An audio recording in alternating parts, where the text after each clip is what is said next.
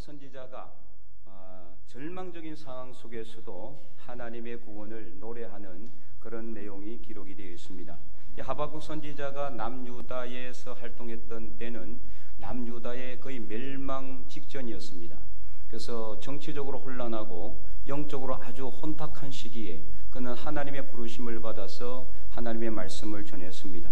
이런 상황 속에서 악인들은 할개를 치고 의인들은 전혀 이 구함을 받지 못하고 더욱더 고통과 고난 가운데 살아가는 그런 불의한 세상을 향해 하박국 선지자는 1장부터 하나님께 호소하고 있습니다. 그래서 오늘 우리가 읽지는 않았지만 하박국 1장 2절에서 4절을 보면 이렇게 기록이 되어 있습니다. 여호와여, 내가 부르짖어도 주께서 듣지 아니하시니 어느 때까지리까? 내가 강포로 말미암아 외쳐도 주께서 구원하지 아니하시나이다. 어찌하여 내게 죄악을 보게 하시며 패역을 눈으로 보게 하시나이까? 겁탈과 강포가 내 앞에 있고 변론과 분쟁이 일어났나이다. 이러므로 율법이 해이하고 정의가 전혀 시행되지 못하오니 이는 악인이 의인을 애워쌌으므로 정의가 굳게 행하여 지민이다. 아멘. 그러자 하나님께서 하박국 선지자에게 응답을 하셨습니다. 5절과 6절을 보면 이렇게 기록되어 있습니다. 여호와께서 이르시되 너희는 여러 나라를 보고 또 보고 놀라고 또 놀랄지어다. 너희의 생전에 내가 한 가지 일을 행할 것이라. 누가 너희에게 말할지라도 너희가 믿지 아니하리라. 보라, 내가 사납고 성급한 백성 곧 땅이 넓은 곳으로 다니며 자기의 소유가 아닌 거처들을 점령하는 갈대아 사람을 일으켰나니. 자, 여기서 갈대아 사람은 누구냐? 바로 바벨론을 의미합니다. 하나님께서 바벨론이란 나라를 준비해서 이 불의한 나라, 불의한 백성들을 심판하시겠다, 이것을 응답하고 있는 거죠. 그러나 여전히 하나님의 응답은 더딘 것처럼 보였습니다. 그래서 이 불의한 나라를 하나님께서는 분명히 징계하시겠다고 했지만은 그 징계가 당장 일어나지 않는 거였죠. 그래서 하박국 선지자는 여전히 악인들이 넘쳐난다라고 13절에 이렇게 호소하고 있어요. 1장 13절에도 이렇게 기록이 되어 있습니다. 주께서는 눈이 정결하심으로 악을 참아 보지 못하시며 패역을 참아 보지 못하시거늘 어찌하여 거짓된 자들을 방관하시며 악인이 자기보다 의로운 사람을 삼키는데도 잠잠하시나이까? 하박국 선지자가 볼 때는 너무 답답한 거예요. 하나님께서는 이 불의한 자들을 심판하신다고 분명히 말씀하셨는데도 불의한 자들은 전혀 심판을 당하지 않고 의로운 사람들은, 하나님을 경외하는 믿음의 사람들은 더 고난 가운데 살아가더라는 거죠. 악인들의 형통함을 보면서 하박국 선지자는 너무나 가슴이 답답해서 견딜 수가 없었습니다.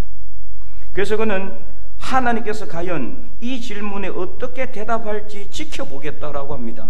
그래서 하박국 2장 1절에 이렇게 기록이 되어 있어요. 내가 내 파수하는 곳에 서며 성루에 서리라. 그가 내게 무엇이라 말씀하실런지 기다리고 바라보며 나의 질문에 대하여 어떻게 대답하실런지 보리라 하였더니.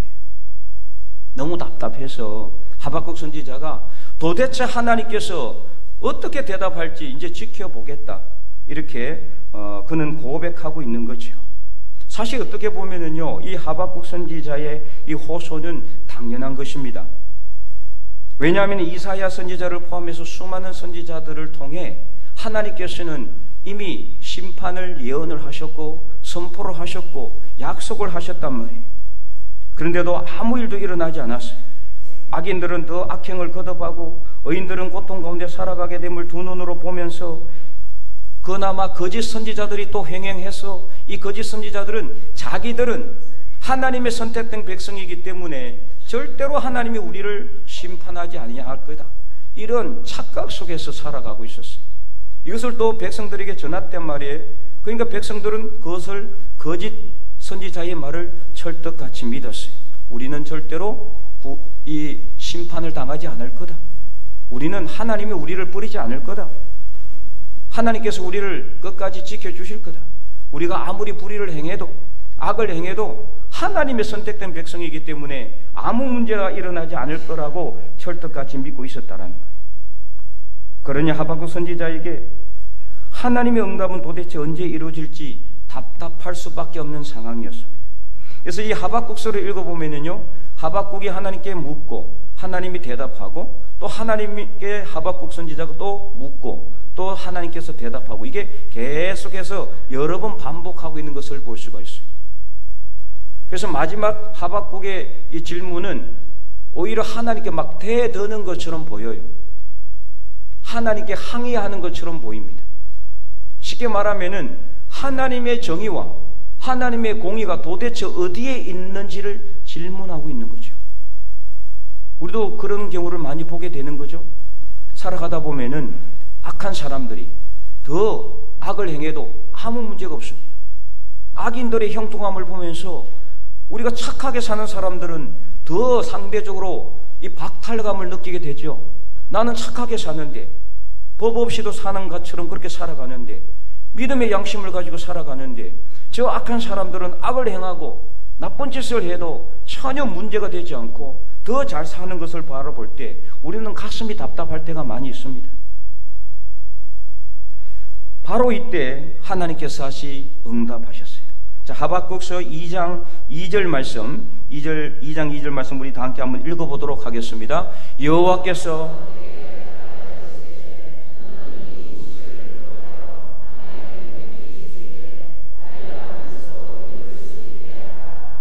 아멘. 자, 여기서 묵시라는 건 뭐냐? 하나님께서 심판하실 것이라는 예언의 말씀, 이게 바로 묵시예요. 그리고 판에 새겨서 달려가면서도 읽을 수 있게 하라는 것은 그만큼 이 하나님의 묵시는 반드시 이루어진다는 것을 말하는 겁니다. 달려가면서도 판에 쓰여진 것을 읽으려면 얼마나 크게 써야 되겠어요? 그러니까 정확하게, 확실하게, 분명하게 하나님의 묵시의 말씀은 이루어진다. 하나님의 계시의 말씀은 분명히 이루어진다. 하나님의 약속은 분명히 이룬다는 것을 말하고 있는 거죠. 그래서 3절 말씀에도 이렇게 기록하고 있어요. 우리 다 함께 다시 한번 읽어볼까요? 이 묵시는 정한 때가 있나니 그 종말이 속히 이르겠고 결코 거짓되지 아니하리라. 비록 더딜지라도 기다리라. 지체되지 않고 반드시 응하리라. 아멘. 비록 하박국이 너무 답답해서 하나님 도대체 언제까지 이 불의한 세상을 그대로 내버려 두실 것입니까? 하나님께 질문을 하고 항의하지만, 그러나 하나님의 약속의 말씀은 우리 인간이 원하는 대로 그때그때마다 이루어지는 것이 아니라 하나님이 정한 때가 있다라는 거예요. 그 정한 때가 되면은 하나님은 반드시 그 약속을 이루신다는 것을 분명히 아시고 확신하시기 바랍니다. 그러면 실제로 어떻게 됐습니까? 실제로 남유다는요, 나중에 바벨론에게 멸망을 당하죠. 철저하게 멸망을 당합니다. 온 나라는 황폐해졌고 예루살렘 성은 무너지고 하나님의 성전, 솔로몬 성전은 모든 것이 다 파괴되었습니다. 다 불탔습니다. 철저한 멸망의 그런 심판을 당하게 되었죠. 그러나 하나님을 경외하는 믿음의 사람들은 살아남아서 남는 자들이 되었습니다. 이처럼 하나님의 말씀은 더딘 것처럼 보일지라도 때가 되면 반드시 이루어진다는 겁니다. 그제서야 하박국 선지자는 하나님을 떠나서 우상을 섬기며 죄와 악을 행하던 이스라엘 백성들을 하나님께서 바벨론을 통해서 철저하게 징계하시고 징벌을 하실 것을 분명히 깨닫게 된 것입니다. 그래서 그는 오늘 읽은 본문 16절에 바로 이 소문을 듣고, 이 소식을 듣고서 자신의 창자가 흔들리고 뼈가 썩는 것 같은 고통 가운데서 하나님의 심판의 날을 기다리고 있는 것을 노래하고 있는 것입니다. 그러면 하박국 선지자가 이 놀라운 사실, 곧 하나님께서 곧 응답하실 것이라는 심판의 메시지를 깨닫고 어떻게 하나님께 기도하고 있을까요? 다 함께 하박국서 3장 2절 말씀, 하박국서 3장 2절 말씀을 읽어보도록 하겠습니다. 여호와여, 내가 주께 대한 소문을 듣고 놀랐나이다. 여호와여, 주는 주의 일을 이 수년 내에 부응하게 하옵소서. 이 수년 내에 나타내시옵소서. 진노 중에라도 긍휼을 잊지 마옵소서. 아멘. 내가 주께 대한 소문, 어떤 소문입니까? 하나님께서는 약속하시고 말씀하신 것을 지체하지 않고 반드시 이루신다는 하나님의 약속의 말씀, 그에 대한 소문, 지금까지 역사 이래로 쭉 살펴봤더니 하나님께서 약속하시고 하나님께서 예언하신 말씀은 그대로 이루어졌다는 것을 알고 깨닫고 하박국 선지자도 놀랐다는 겁니다. 그래서 그는 무엇을 기도하고 있습니까? 여호와여, 주는 주의 일을 이 수년 내에 부응하게 하시옵소서, 이렇게 기도하고 있는 겁니다. 자, 여기서 주의 일이라는 게 뭘까요? 주의 일이라는 것은 바로 묵시를 의미합니다. 즉 이 불의한 세상을 하나님께서 갈대아 사람인 바벨론을 통해서 철저하게 징계하시고 심판하실 것이라는 그 말씀, 바로 그의 하나님의 약속의 말씀, 예언의 말씀을, 그것을 주의 일이라고 표현하고 있어요. 그것을 어떻게 해달라고요? 수년 내에 부응하게 해주시옵소서. 자, 여기서 그러면은 이 부흥이라는 단어가 무슨 뜻일까? 히브리어 하야라는 단어로 되어 있는 이 부흥이라고 번역된 단어는요, 우리가 생각하는 숫자적인 부흥이 절대로 아닙니다. 착각인 거죠. 잘못된 적용이, 숫자적인 부흥이 아닙니다. 이 하야라는 단어는 새롭게 하다, 다시 살아난다라는 뜻을 가지고 있어요. 따라서 이 주의 일을 수년 내에 부응하게 해달라는 것은 하나님의 심판의 역사를 빨리 이루어 주시옵소서, 이런 뜻이에요. 정확하게 이루어 주시옵소서. 그래서 하나님을 버리고 하나님 말씀에 순종하지 않았던 불의한 자들, 죄와 악을 행하며 우상을 따라간 자들, 그들이 자신들의 죄를 깨닫고 다시 하나님께로 돌아올 수 있도록 해달라는 것입니다. 바로 이것이 부흥입니다. 진정한 부흥이란 뭐냐? 숫자적으로 성장하는 것만이 부흥이 아니라 우리가 내면적으로 자신의 잘못을 깨닫고 회개하여 하나님께로 돌아오는 것, 그래서 내가 다시 새롭게 살아나는 것, 내가 새롭게 변화되는 것, 바로 이것이 부흥이라는 거예요. 그래서 오늘 우리는 숫자적으로만 늘어나는 부흥을 원해서는 안 돼요. 지금까지 한국 교회는 숫자적으로만 늘어나는 부흥에만 몰두했습니다. 100명이 200명 되고 200명이 400명 되고 1000명이 되고 2000명이 되고 10,000명이 되고 30,000명이 되는 거대한 메머드 같은 그런 교회를 이루어놓고 자랑했습니다. 근데 과연 그 안에 있는 하나님의 백성들이라고 하는 사람들이 과연 믿음의 삶을 제대로 살았습니까? 그랬다면 오늘날 한국 교회가 그렇게 지탄을 받지는 않았겠죠. 너무 숫자적인 부흥에만 치중했습니다. 이 부흥이라는 단어를 잘못 적용했습니다. 이 부흥이라는 단어는 우리가 우리 자신의 잘못을 깨닫고 회개하여 하나님께로 돌아오라는 뜻입니다. 그래서 빨리 이 일을 이루어달라고, 오히려 이것은 심판을, 하나님의 심판을 빨리 이루어달라는 뜻이에요. 오늘 우리 교회는 마찬가지예요. 우리가 10월 15일 날 이웃 초청의 날을 우리가 준비하고 기도하며 그렇게 나가고 있는데, 저도 우리 교회가 더 숫자가 많아지고 더 교인 수가 많아지고 이 성전의 빈자리가 없도록 꽉 채워지고, 그래서 정말 또 다른 성전을 짓기까지 엄청나게 많은 사람들이 오면 좋겠어요.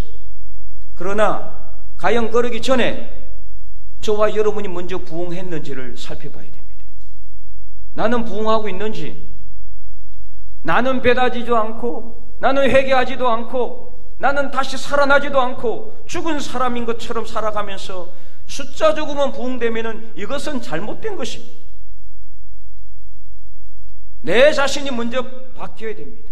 내가 먼저 변화되어야 됩니다. 내가 먼저 하나님께 회개하고 하나님께로 돌아가야 합니다. 그것이 바로 진정한 부흥의 역사예요. 나 한국교회는 회개해야 돼요. 지금까지 잘못된 부흥의 역사를 써왔던 것은, 그래서 우리가 먼저 내적인 부흥의 역사가 일어나야 돼요. 영적인 부흥이 먼저 일어나야 돼요. 내가 내적으로 먼저 부흥되고, 내가 먼저 변화되고, 내가 먼저 회개하고, 내가 먼저 하나님께로 돌아와서 살아날 때 숫자적인 부흥의 역사는요, 우리가 원하지 않아도 하나님께서 무조건 부어주시는 줄 믿으시기 바랍니다. 그때는 우리가 원하지 않아도 하나님께서 보내주시는 거예요. 채워주시는 겁니다. 부어주시는 줄 믿으시기 바랍니다. 그럼 오늘 여러분의 자신의 삶을 살펴보시고, 나는 과연 하나님 앞에서 부흥한 사람인가? 내가 말씀 앞에 변화되고 성령으로 거듭나고 복음의 삶을 살아가고 있는지, 하나님 앞에 믿음의 삶을 살아가고 있는지, 세상의 소금이요 빛처럼 살아가고 있는지, 그래서 선한 영향력을 주변 사람들에게 끼치고 있는지를 살펴봐야 한다는 겁니다. 여러분, 그랬다면은 우리가 굳이 전도하지 않아도 우리 주변에 있는 사람들이 우리 삶을 보고 하나님께로 돌아오게 되는 겁니다. 바로 그것이 진정한 부흥의 역사예요. 그래서 오늘 우리는 이 부흥이라는 것을 다시 기억하고, 오늘 우리 교회가 부흥하기 위해서는 여러분 각자의 삶이 부흥될 수 있기를 간절히 소망합니다.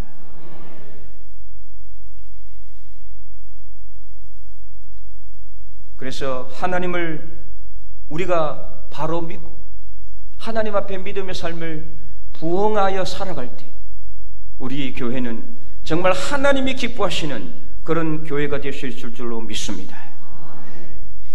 그러면 결론적으로 이런 심판의 역사 가운데 하박국은 무엇을 바라보고 있는가? 바로 하나님의 구원입니다. 그래서 17절 18절 말씀을 우리 다시 한번 더 읽어보도록 할까요? 17절 18절 말씀 시작.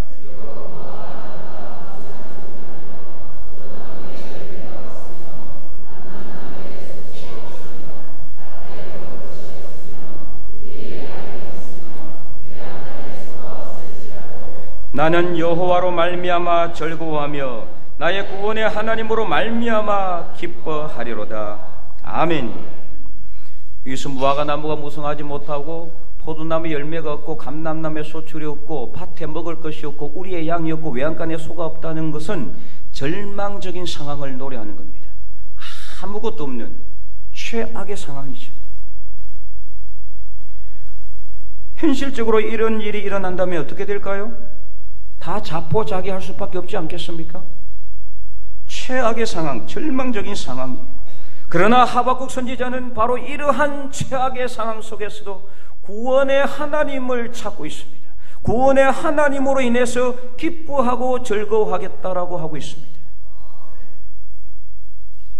방금 전까지만 해도 하박국 선지자는 하나님의 정의가 어디 있습니까? 하나님의 정의를 시행하지 않았습니까? 아무리 하나님께 부르짖어도 이 불의한 세상을 왜 심판하지 않았습니까? 하나님께 따져 물었던 사람입니다. 하나님께 항의했습니다. 그런데 하나님께서 말씀을 통해서 내가 한 약속의 말씀은 분명히 이루어진다는 이 말씀을 깨닫고는 그가 이 소문을 듣고 16절 말씀처럼 창자가 흔들리고 뼈가 썩는 듯한 고통 가운데서 그런 때가 오겠구나. 어떤 때요? 최악의 절망의 상황.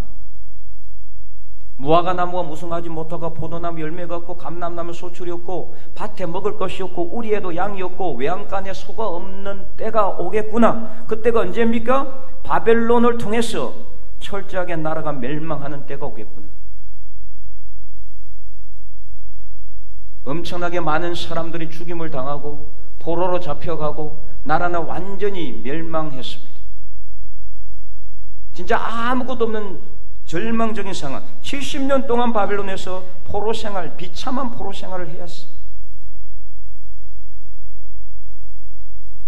그것을 이 하박국 선지자는 깨닫고 나서 너무나 고통스러운 거죠. 그러나 그는 그 상황 속에서도 무엇을 바라보고 있느냐? 그런 최악의 절망의 상황 속에서도 그는 자신을 구원하시는 하나님을 바라봤을 때 오히려 기뻐하고 즐거워할 수 있다라고 고백하고 있는 것입니다. 바로 이러한 고백이 오늘 저와 여러분의 고백이 될 수 있기를 바랍니다.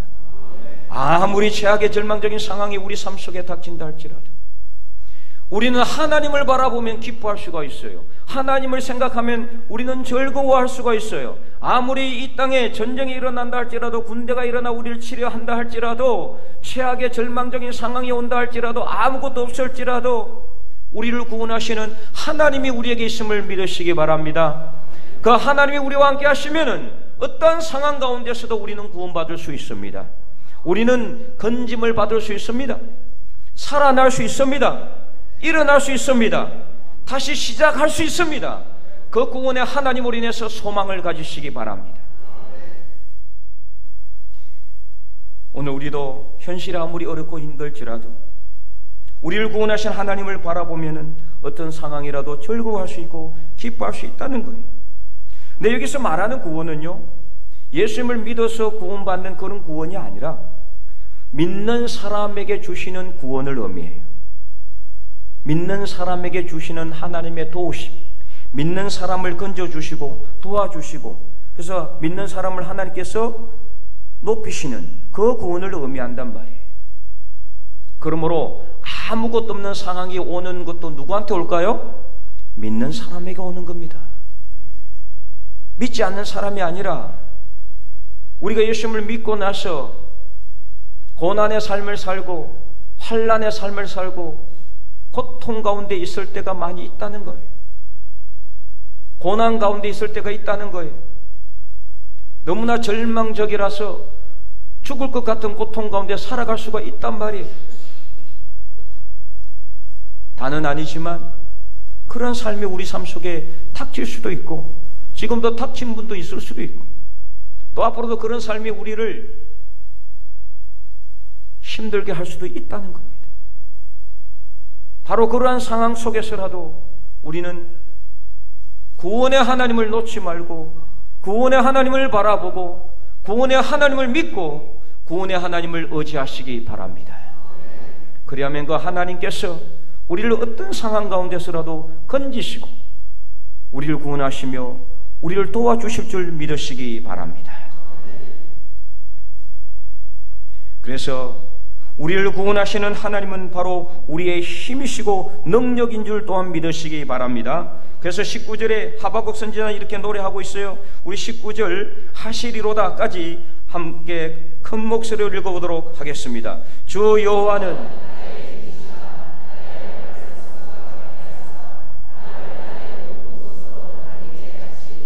아멘. 여기서 사슴처럼 높은 곳으로 다니게 하신다라는 것은 하나님께서 믿음의 사람이 끝까지 믿음을 포기하지 않고 믿음을 붙잡고 믿음의 끈을 붙잡고 하나님을 바라볼 때 하나님께서 건지시고 도와주시고 높은 곳으로 올리시고 결국에는 이기고 승리하게 하신다라는 말씀이에요. 사슴이 높은 곳으로 올라가서 아래를 내려다보는 것처럼 지금은 비록 밑바닥에서 힘들고 어렵고 고통스러울지 모르지만 구원의 하나님을 바라보면 그 구원의 하나님께서 우리의 힘이 되시고 능력이 되시기 때문에 사슴처럼 높은 곳으로 올려주신다라는 말씀입니다. 바로 이런 삶을 살아갔던 가장 대표적인 사람이 성경에 보면 누굽니까? 다윗이에요. 다윗은 사무엘을 통해 기름 부음을 받았습니다. 당시에 기름 부음을 받았으면요 왕이 된다는 소리예요. 그 왕으로 그는 기름 부음을 받고 나서 더 많은 고난을 당했어요. 장인인 사울을 피해서 도망 다녀야 했습니다. 대적자들을 피해서 도망 다녀야 했습니다. 얼마나 힘들고 어려웠는지 모릅니다. 그는 그의 친구 요나단에게 나와 사망은 한 걸음뿐이라고 고백할 정도로 고난의 삶을 살았어요. 집도 없이 잘 곳도 없이 오라는 사람도 없고 갈 곳도 없는 상황 속에서 그를 따라다닌 사람들은 300명, 400명이 따라다녔는데 순절름발이에 마음 상한 자들만 따라다녔어요. 도움을 줄 만한 사람은 한 사람도 그를 따라다니지 않았습니다. 오히려 그에게 도움을 받을까 봐서 그를 따라다닌 사람들은 고통스럽고 환난 가운데 있는 사람들밖에 없었어요. 그러나 그는 그런 고난과 고통 속에서도 오직 그를 도와주시고 그를 구원하시는 하나님만 바라보고 하나님만 믿고 하나님만 의지하며 그 하나님께 늘 기도하며 하나님만 바라보는 삶을 살아갔어. 그랬을 때 하나님께서는 그를 이스라엘 백성들의 주권자로 세우셨습니다. 양을 치는 목자, 양의 똥을 치우는 목자의 삶에서 이스라엘 백성들의 주권자로 왕으로 그를 세워주심으로 그를 승리하게 해주셨단 말이에요. 그래서 시편 27편에 보면은 이렇게 그는 고백하고 있습니다. 시편 27편 1절에서 3절 말씀 우리 함께 한번 읽어보도록 하겠습니다. 여호와는 나의 빛이요 나의 구원이시니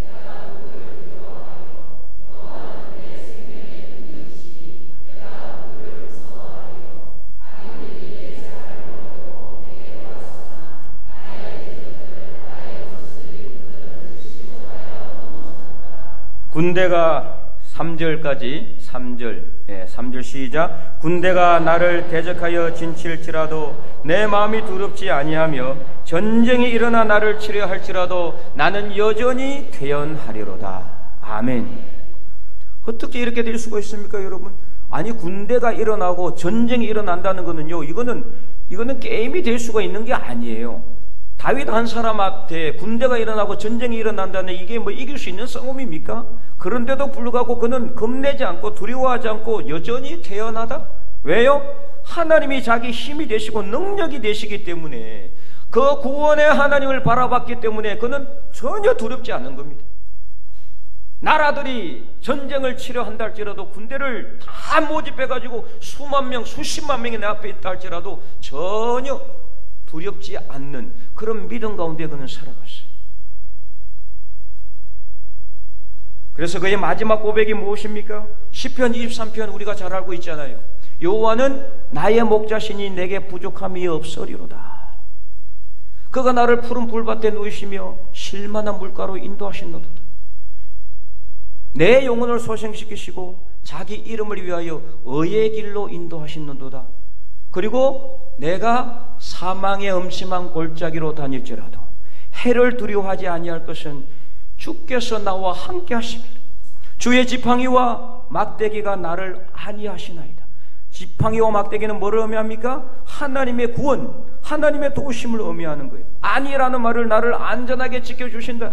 아무리 내가 사망의 엄청난 골짜기로 다닌다 할지라도, 그래서 무화과나무가 무성하지 못하고 포도나무에 열매가 없고 감람나무에 소출이 없고 밭에 먹을 것이 없고 우리의 양이 없고 외양간에 소가 없을지라도, 이러한 사망의 엄청난 골짜기를 다닌다 할지라도 내가 해를 두려워하지 않는다라는 거예요. 전쟁이 일어나고 군대가 나를 치려 할지라도 전혀 두려워하지 않는다는 거예요. 왜 그렇습니까? 주의 지팡이와 막대기가 나를 안전하게 지키실 것이기 때문에, 구원의 하나님을 바라봤기 때문에 그는 전혀 두렵지 않는다라고 그렇게 고백할 수가 있던 것이었습니다. 그래서 주께서 내 원수의 목전에서 내게 상을 차려주시고 기름을 내 머리에 부으셨으니 내 잔이 넘친다라고 그는 고백했어요. 그리고 그의 마지막 결론이 무엇이냐? 나의 평생에 주의 선하심과 인자하심이 반드시 나를 따르리니 내가 여호와의 집에 영원히 살리로다. 아멘. 이런 고백이 오늘 저와 여러분의 고백이 될 줄로 믿습니다. 그래서 오늘 우리는 우리를 구원하시는 하나님을 바라보시기를 바랍니다. 그러면 하나님께서 우리의 힘이 되시고 능력이 되어 주셔서 우리가 어떤 상황 가운데 있을지라도 우리를 구원하여 주실 것입니다. 특별히 오늘 말씀을 통해서요, 현재 우리가 누리고 있는 것으로 감사하시기를 바랍니다. 여러분, 우리가 지금 찾아보면요, 우리가 지금 누리고 있는 건 너무 많아요. 하나님 우리에게 부어주시는 것이 너무 많아요. 지난주에도 말씀을 드렸지만 우리가 감사할 수 있는 게 무엇이라고요? 살아있는 것이 감사하다. 그렇지 않습니까, 여러분? 죽은 사람도 많잖아요. 여러 가지 사건 사고로 죽은 사람들, 질병으로 죽는 사람들, 여러 가지 문제로 인해서 죽는 사람들도 많이 있지만 아직 우리는 어떻습니까? 살아있습니다. 살아있음이 소망인 줄 믿으시기 바랍니다. 살아있는 것이 감사한 것이에요. 하나님께서 우리에게 부어주신 것을 생각하면 너무나 감사할 것이 많은데, 하나님께서 우리에게 부어주신 것은 누리지 못하고 더 많이 주지 않는다라고 불평하고 원망하면 안 되는 거죠.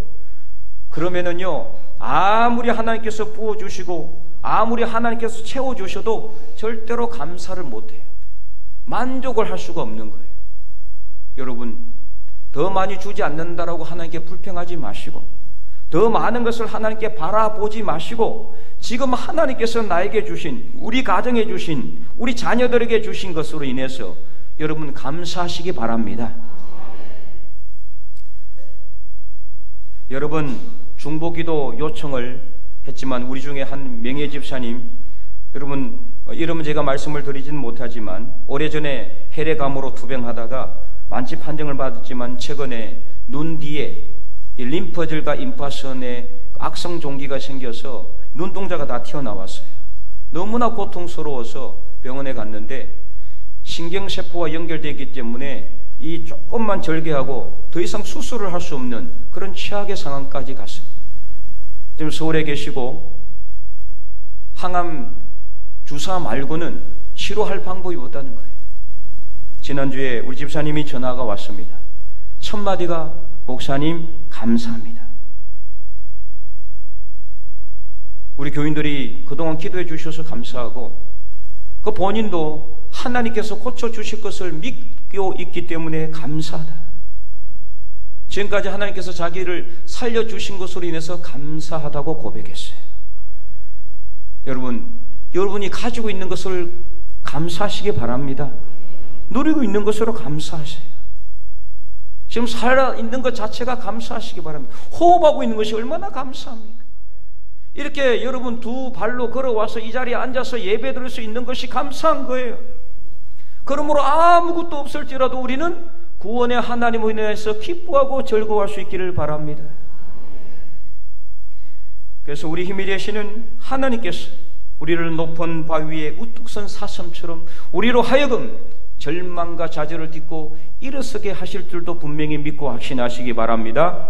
그래서 하나님께서 우리와 함께 하심으로 이 절망적인 현실의 삶 속에서도 우리를 구원하시는 하나님으로 인해서 기뻐하고 즐거워하며 결국에는 믿음으로 승리하여 하나님께 영광 올려드리는 저와 여러분, 우리 모든 하나님의 거룩한 백성들이 다 될 수 있기를 주님의 이름으로 간절히 축원드립니다.